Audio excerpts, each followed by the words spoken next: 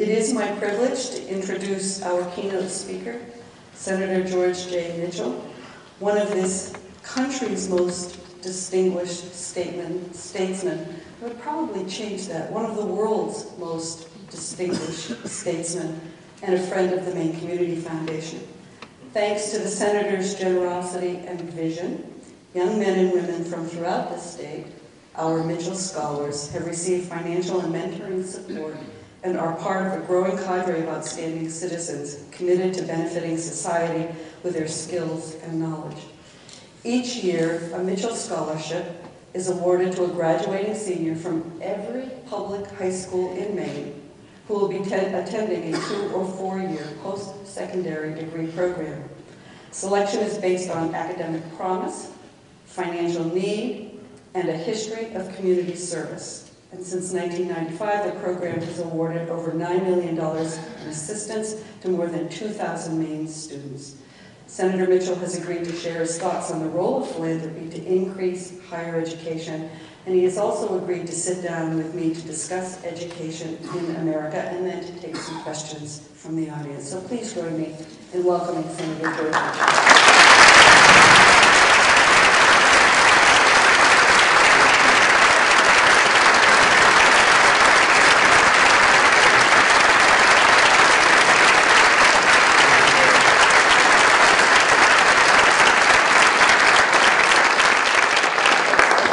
Thank you very much, ladies and gentlemen, for your warm reception, for your presence here this evening, and for all you do for the people of Maine through the Maine Community Foundation and otherwise. Thank you, Meredith, for your generous introduction. I always truly enjoy these introductions. There is a risk to going around giving as many speeches as I do, because you get a lot of introductions, and we're all human, and so we all enjoy and succumb to flattery even though we know better. So I always like to bring myself back to reality by telling a story in which I was brought back to reality. I spent 5 years in Northern Ireland chairing the peace negotiations there. When I returned to this country, I wrote a book about my experience, and when it was published, I went on a book tour to promote sales of the book. I learned in the process of receiving literally hundreds of invitations that in the United States, there are more Irish American organizations than there are Irish Americans. And I got invited to all of them. I accepted as many as I could. And as I traveled around the country attending these events, they developed an informal competition among my Irish introducers as to who could give the longest, the most exaggerated, the most fantastic introduction of me possible. And sure enough, I started believing all that learning. So when I got to the last stop, which was the Stamford, Connecticut Irish American Club, my head was so swollen that I could just barely get into the front door of the building. And when I did, the first person I encountered was an elderly woman who rushed up to me, very excited, shook and pumped my hand vigorously and said, "I'm thrilled to meet you." She said, "I think you're a great man." She said, "I don't live anywhere near here. I just drove 3 hours to come here just so I could meet you, shake your hand, and get you to sign my poster." She said, "Will you sign it?" And I said, "Well, sure." So she handed me this big poster with a photograph on it and gave me a pen. And I looked at it and I said, "Look, I'll be very happy to sign your poster, but before I do, I think there's something I must tell you." She said, "What's that?" I said, "I'm not Henry Kissinger."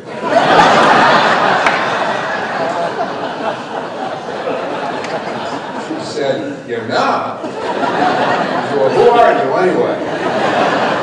I had to confess I was mystified at the question because there were posters and banners of me all around the building. And when I told her who I was, she said, "Oh, that's terrible. I drove 3 hours to meet Henry Kissinger, and all I've got is you. I said, well, I'm sorry you feel so bad. I wish there was something I could do to make you feel better. She thought for a moment. She said, well, there is. I said, well, what is it? And she leaned forward in a sort of a conspiratorial whisper. She said to me, nobody will ever know the difference. She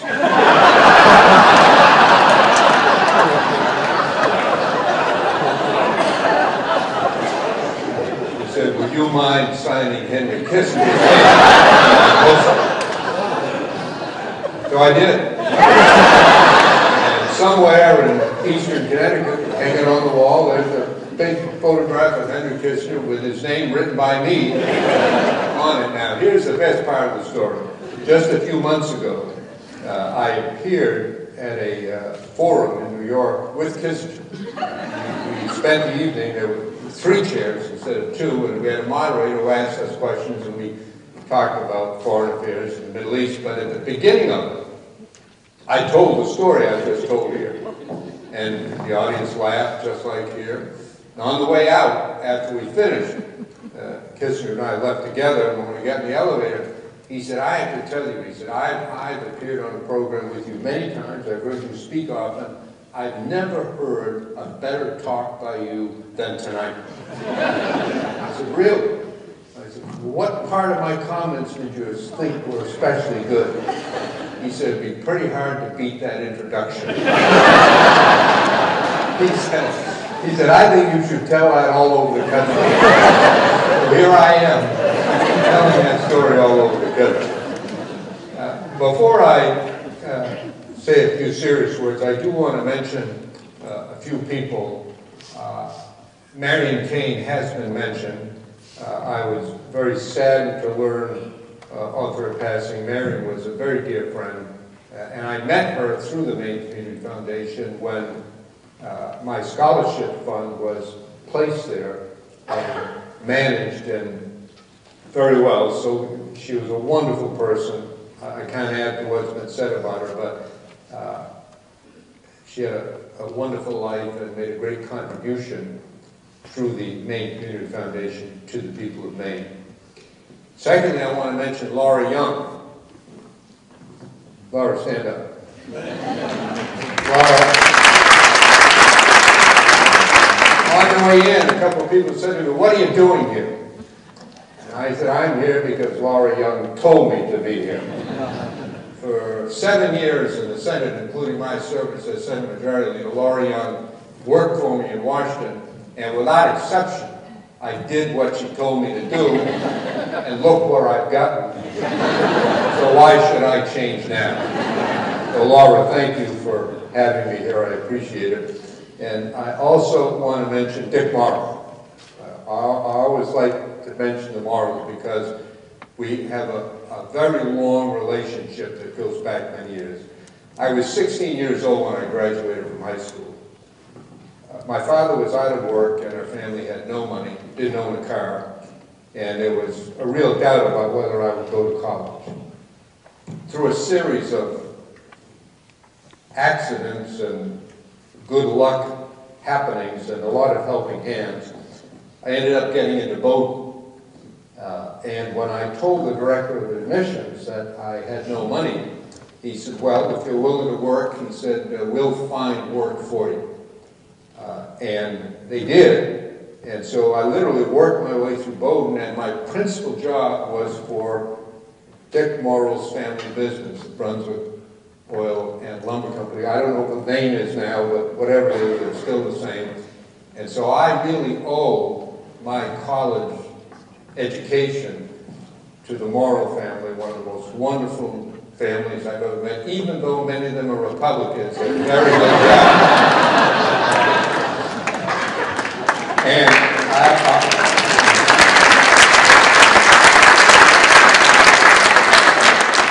said often to them that I always wondered, unfortunately I didn't know whether I was a Democrat or Republican when I went to vote, and thank God they didn't know. But anyway, it's worked out well. And I've told this story often, and I know Dick doesn't mind it. I was 16, and since my parents didn't own a car, I'd only driven a car once, and that was my driving test. Somehow I passed. And the first day on the job, the supervisor came to me, and he pointed to this huge flatbed truck. And he said, "You drive that up to Thomaston and fill it up with 90-pound bags of cement." Many of you remember the old Dragon Cement Company out in Thomaston, and bring it back. I was so frightened. I had never driven a truck. I'd only driven a car once, and I drove that big flatbed truck up Route 1. If anybody passes through Wiscasset regularly, a lot of talk now about a new bridge. Well, this bridge is a superhighway compared to the bridge that existed then. It was an old wooden bridge, and I drove that flatbed about 2 miles an hour up the highway and back. And I always regard one of my greatest achievements at Bowdoin is that I never wrecked one piece of the Morrow family's equipment. I always made it up and down the highway safely, although the rate of travel was very low. Anyway, whenever I see a Morrow in the audience, I always tell this story because I owe them really my education. So Dick, thank you and all the family.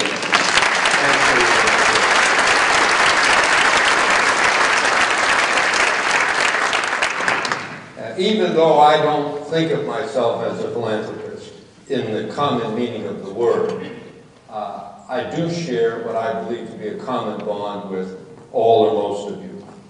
Collectively, we're all engaged in an effort, in whatever way we can contribute, to help build a foundation for a better future for the people of Maine.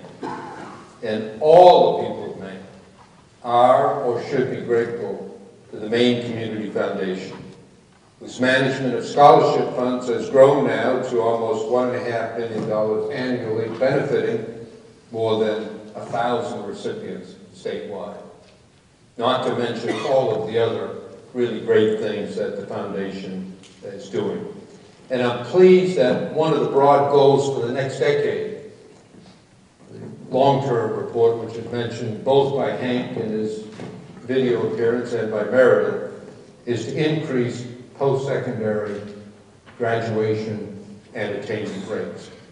This goal connects directly to the work of the Mitchell Institute, whose mission is to increase the likelihood that young people from every community in Maine will aspire to, will pursue, and will receive a college education. My mother was an immigrant. My father was the orphan son of immigrants. Neither had any education. My mother worked the night shift in the textile mill, and my father ended his life as a janitor at Colby College. Their central goal in life was that their children received the education they never had. And with the help of many people, some of whom I mentioned here earlier, but also including my teachers in elementary and in high school, professors at Bowdoin who inspired me, and my own willingness to work, I was able to get an education and to have a career and life experiences that I could not possibly have imagined while growing up in Washington. From that personal experience to my creation of the Mitchell Institute, I know the importance of, indeed the absolute necessity of, philanthropy in support of higher education. When I created my scholarship program, when I left the Senate, I wanted to provide young people in Maine with the same kind of helping hand or hands that I received. And I wanted them to have the same expectations for hard work that I had. So when I left the Senate, I invested all of my remaining campaign funds in an endowment with the Maine Community Foundation for their partnership, for their stewardship, for their leadership, for all that they did for me and for the young students of Maine who have been the beneficiaries of our program. I'm very grateful. Over time, the Institute was created in its present form. And there we not only encourage Maine students to aspire to college, we help them persist to graduation. And they need it. 1 out of every 4 of our scholarship recipients comes from families with annual incomes of less than $20,000. And as we all know, and as Meredith mentioned, the cost of higher education has grown much faster than the ability of most students to pay. So providing more financial aid to students can make a difference, especially for students from middle and low-income families. Maine students already have more than enough debt as a burden. They can't afford any more, and we have to help them do that.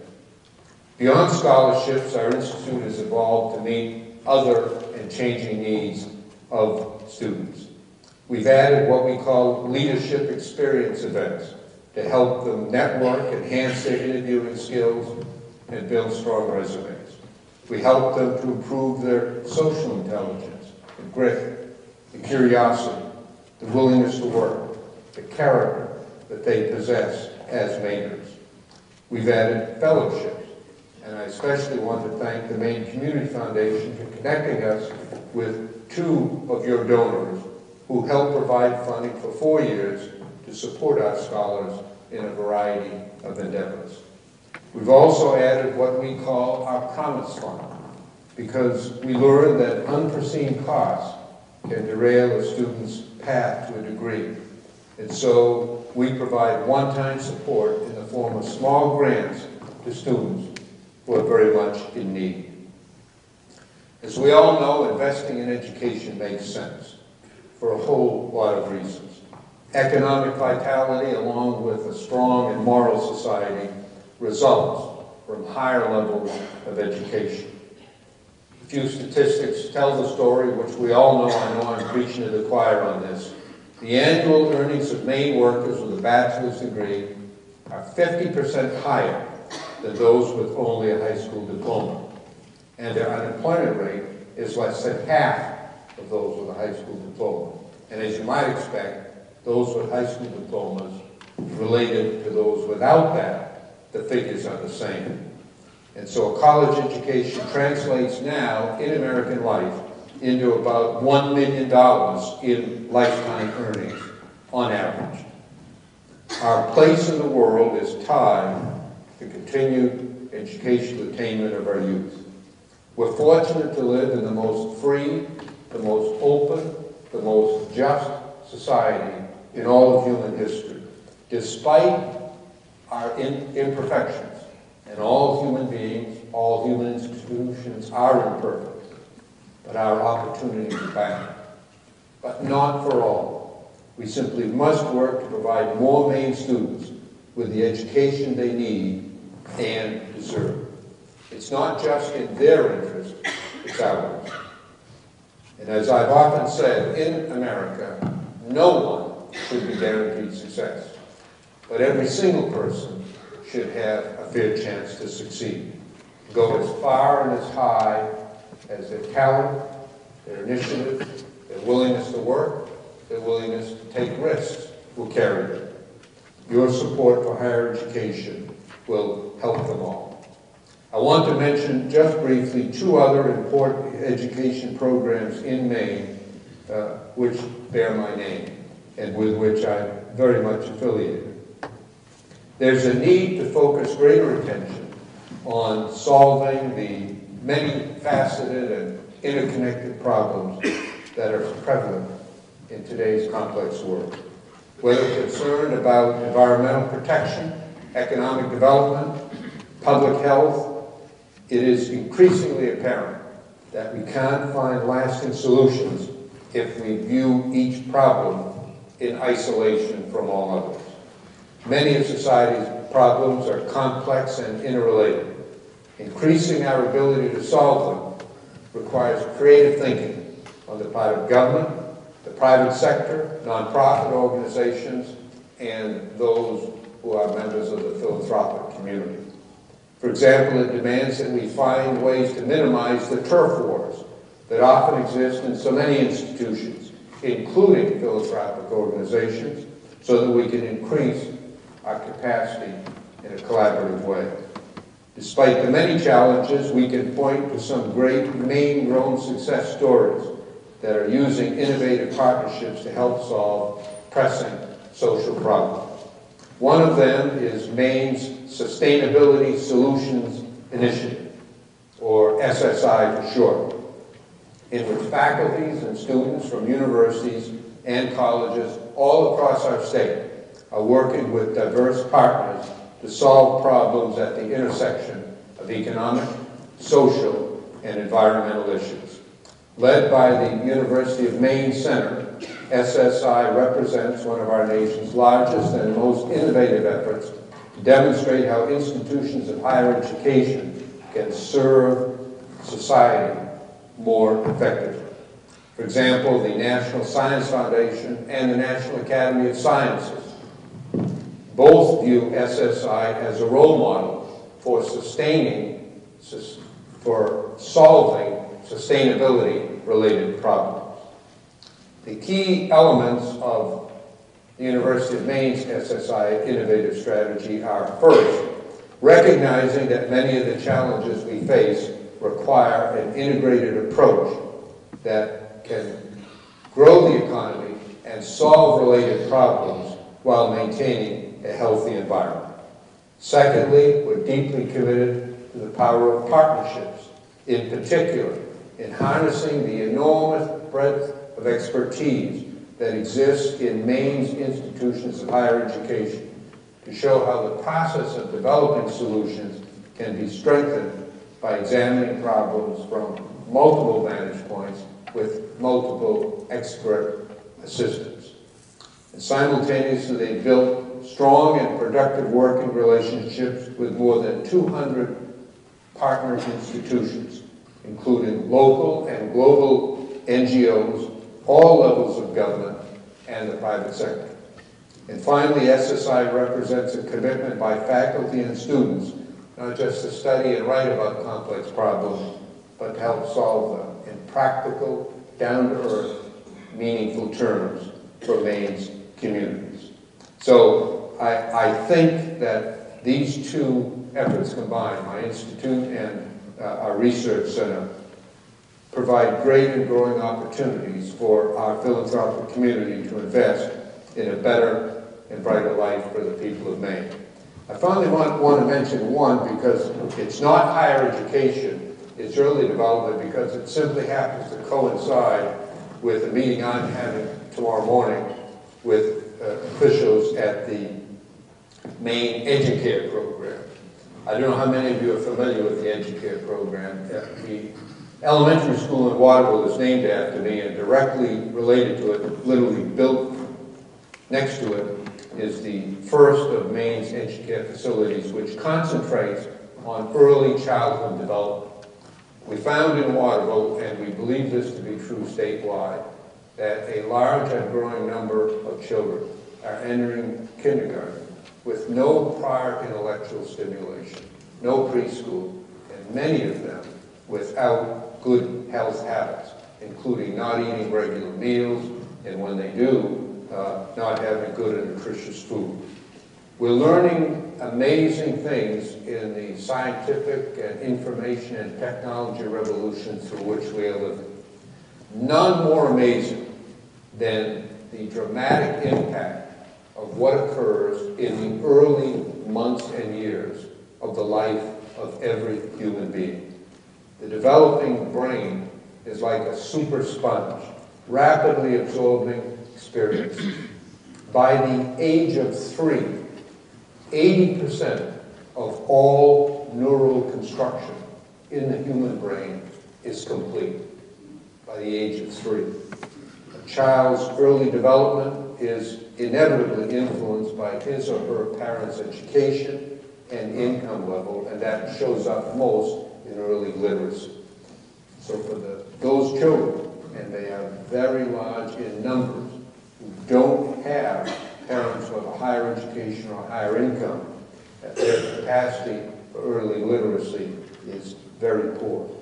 And what we learn, sad to say, that for most of those who start behind, they stay behind for the rest of their lives.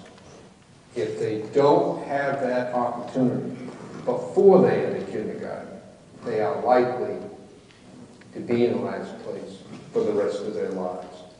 And as David Brooks recently wrote in his book, by the age of 5, it is possible to predict with depressing accuracy who will complete high school and college and who won't. So what we're all doing in scholarship, both the Maine Community Foundation, our program, and the many others, are absolutely necessary. But the fact of the matter is that the pool of those available to benefit from scholarships is far smaller than it will be, because a vast number of our children, right here in Maine and all across the country, don't ever reach the point where they're even capable of going on to college and benefiting from the assistance that we so much want to give to them. So we face a double challenge, seeing to it that every single child in our country, every single one, has an opportunity to go as high and as far as they can. I want to close with a story I've told often about the great, what our country means. Before I entered the Senate, I was a federal judge, and I loved my experience there. The only job I ever had were when I ordered people to do things they didn't, without exception. I was Senate Majority Leader, and all the Senate Majority Leader can do in our system is ask, beg senators to do things that they should have done without being asked. But what I really enjoyed when I was a federal judge was when I presided over what are called naturalization ceremonies. From time to time, in a federal courtroom here in Portland, just a short distance from here, or in Bangor, I presided over citizenship ceremonies. A group of people had come from every part of the world. They'd gone through all the required procedures, and they gathered before me, and I administered to them the oath of allegiance to the United States. And by the power vested in me under our Constitution and laws, I made them Americans. Given my background, an immigrant mother, and my father, the orphan son of immigrants, it was highly emotional for me. And after every ceremony, I made it a point to speak personally with each new American, individually or in family groups. I asked them to tell me why they came, how they came, describe to me their hopes and dreams. They were all wonderfully inspiring stories, as different as their countries of origin. But through them ran a common theme, best summarized by a young Asian man. When I asked him why he came, replied in slow and broken English. I came, he said, because in America, everybody has a chance. Think about the fact that a young man who had been an American for less than 10 minutes, who could barely speak English, was able to sum up the essence of our country in a single sentence. America is freedom and opportunity. And the two are inextricably bound together. We cannot enjoy full freedom, and freedom will not survive if opportunity is limited to a few in our society. It is our aspiration that everyone have the same chance to succeed, whatever their background. And we've worked hard at it, but we all know it's not yet a reality. And we have to continue to do everything we can to make it a reality. Recently, I spoke at a conference in Europe, in Prague, and it was on Western security. And there's a certain amount of still hostility to the United States on issues there. And one of the questioners got up, and instead of asking me a question, he gave a speech about the decline of America and the rise of China. And my answer to him was, don't count your chickens before they hatch. I believe that the best years in our country's history lie before us. And I believe we make a profound error by exaggerating the strength of those who we regard as competitors and underestimating our own strength. And I said to him, I asked him this question, and I ask you now, how many of you have ever read of anyone, except for a small, tiny handful of North Koreans fleeing their oppression. Crossing oceans, crossing deserts, risking their lives to break into China so they can live there. We've never read of one. In fact, more than 500,000 people leave China every year, even though they have restrictive immigration laws, the vast majority of whom want to come here. And they want to come here because people all around the world, whatever they say, admire America for its freedom and its opportunity. And our task as citizens to so conduct ourselves that opportunity will grow, that our aspiration will become reality. And 100 years from now, people all over the world will still want to come to America because they believe, and it will be true, that here everybody has a chance. Thank you all very much.